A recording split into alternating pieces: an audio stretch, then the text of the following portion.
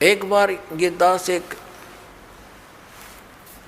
शहर में पाठ कर रहे थे, पर गांव गांव में, घर घर, नगर नगर में जाते थे हम श्रद्धालुओं के। 3 दिन पाठ करते थे, सत्संग सुनाते थे, सब परिवार को बैठाकर समझाया करते थे। तो उनका एक पड़ोसी था, उसको बुला लिया, कहा जो आप भी सत्संग सुन लो, ज्ञान सुनो।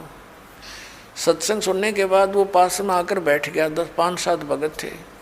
वो कहने लगा मुझे तो वो मंत्र दे दे जिसमें नरी माया माया इकट्ठी हो है, और नहीं चाहिए मैंने कोई भी, मोक्ष मास की मुझे जरूरत नहीं। तो ये इस टाइप के व्यक्ति हैं। वो उन्होंने ऐसा ही कर लिया पहले, जैसे एक मंत्र सेलेक्ट कर लिया, किलम, इसकी साधना करी, इसे सिद्धियाँ आ गई। उस सिद्धि एक हल्दी की गांठ प्राप्त करके पंसारी बन गए, कर लिया ना सपना भी। फिर किसी ने दूसरा मंत्र शुरू कर दिया, श्रम श्रम करेंगे, तो उससे ये दुर्गा का मंत्र है, इससे शक्ति माया की सिद्धि हो जाती है, छोटा मोटा कार्य सिद्ध हो गया, फिर चौड़ चपट। तो ऐसे यू काम बिगाड़ रखा था। अब ये कंप्लीट कोर्स आपको दिया गया है, इसको ऐसे ही करना पड़ेगा। क्योंकि यदि हम एक सूंठ खाएंगे, सौंठ, तो वो सौंठ का ही गुण देगी, और उसको अन्य औषधियों के साथ मिलाकर प्रयोग किया जाएगा तो उसका गुण बदल जाता है।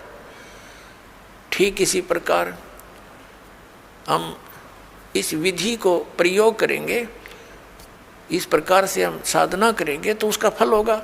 जैसे आज प्रसंग चला था कि प्रथम मंत्र भी आपको दिए जाते हैं, और सतनाम के अंदर भी उन्हीं मंत्रों का कुछ समावेश है। तो कुछ भोली आत्मा ये भ्रमित हो जाते हैं कि बताओ वो नाम भी उधर भी वही हैं, उलट पुलट करके यहाँ दे रखे। इनमें बहुत अंतर होता है। जैसे एक आयुर्वेद में लिखा है कि शहद और घी को यदि समान मात्रा में मिला दिया जाए तो विष बन जाता है, और उसको विषम मात्रा में बनाया जाए तो वो अमृत बन जाता है। जैसे 2 चम्मच शहद और 1 चम्मच घी डाल दिया तो अमृत बन गया, और दोनों 1-1 चम्मच मिला के खा लिया तो विष का काम करता है। तो इसी प्रकार वेद को पता होता है कौन सी औषधि किस प्रकार मिलाने से ये गुण युक्त होती है। तो ये दास इस अध्यात्म मार्ग का वेद है। आप एक सिंपल समझो, आप जन्म मरण रोग के रोगी हो, ये दास वो वेद है जिसको कंप्लीट कोर्स याद है इस जन्म मृत्यु के रोग के नाश करने का। और आज तक या तो भगवान को ज्ञान था, या परमात्मा जिन महापुरुषों को मिले वो कौन कौन है, आदरणीय धर्मदास साहिब जी, आदरणीय नानक साहिब जी, आदरणीय मुल्कदास साहिब जी, आदरणीय दादू साहिब जी, आदरणीय गरीबदास साहिब जी, गांव छुड़ानी, जिला जज्जर हरियाणा वाले, आदरणीय गीसा दास साहिब जी, गांव खेखड़ा, जिला मेरठ उत्तर प्रदेश वाले।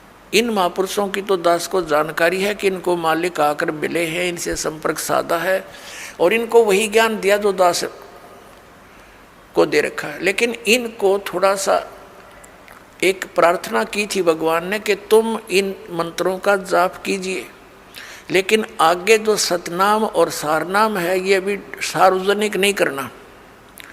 लेकिन वो महात्मा प्रथम मंत्र का जाप देते थे, लेकिन बीच बीच के 5 नाम ही देते थे, जो आपको 7 मंत्र अब बनाकर दिए जाते हैं। इसलिए गुरु ग्रंथ साहिब में उन 5 मंत्रों का और 5 धुनात्मक शब्दों का जो जिक्र है वो इन्हीं कमलों के अंदर, सभी भगवानों के इनमें कमलों में ये धुन हो रही है।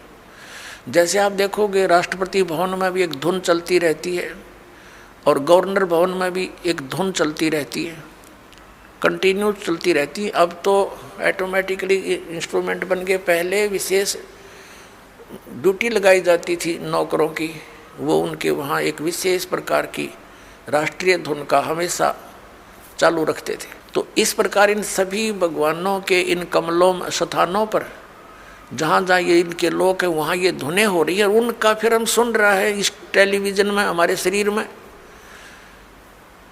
जैसे कोई भी कार्यक्रम कहीं हो रहा है तो टेलीविज़न पर हम यहाँ देख रहे हैं, लेकिन वो टेलीविज़न में नहीं है, वहाँ तो हम देख रहे सुन रहे हैं, वो वास्तव में कहीं और होता है। तो ऐसे ये